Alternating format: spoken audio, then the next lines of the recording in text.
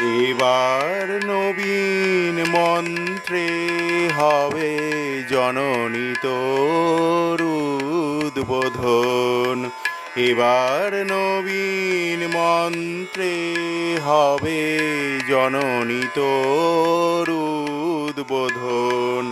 নিত্যা হয়ে রইবি ঘরে, নিত্যা হয়ে রইবি ঘরে, হবে না তোর বিসর্জন। এবার নবীন মন্ত্রে হবে জননী তোর উদ্বোধন।